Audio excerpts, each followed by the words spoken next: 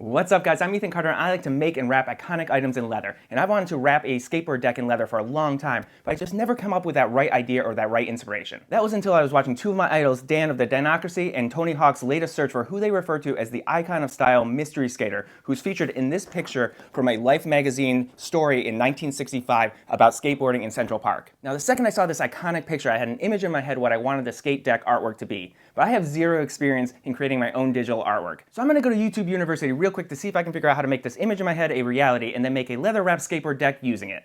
Let's go.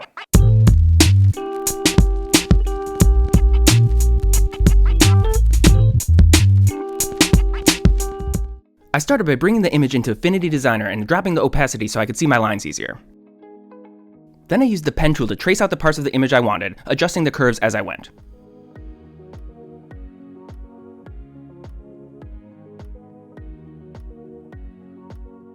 Because the laser does remove the slightest amount of material, it took some adjusting to make sure that all the sections would be big enough while still maintaining the overall image's appearance.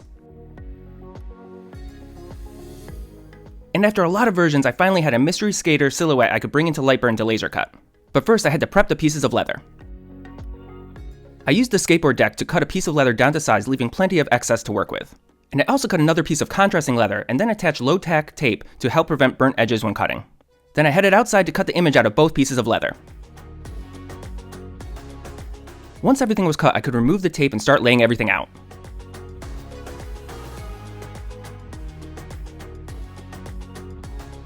To combine the two pieces, I again added a piece of tape to the front side. Then I flipped it over and added the contrasting color of leather, kind of like a puzzle.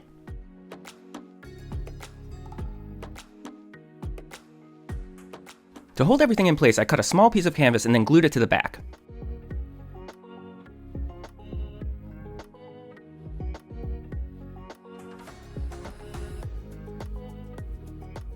Then I could remove the tape and the inlay was in place.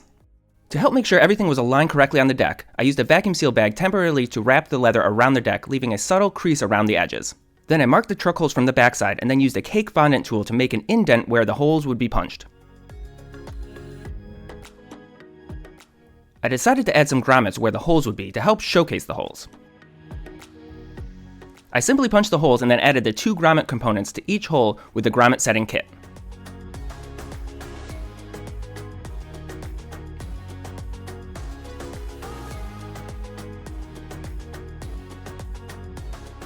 To help align everything when gluing the leather to the deck, I temporarily inserted some brass rivets as a guide. Then before gluing the bottom on, I made a matching top piece. Then I added the glue to both surfaces and then pressed the deck onto the leather.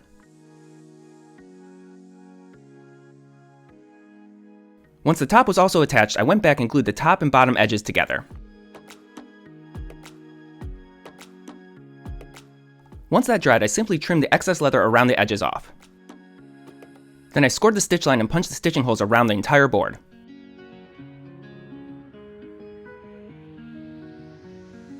Then I used a saddle stitch to stitch everything together.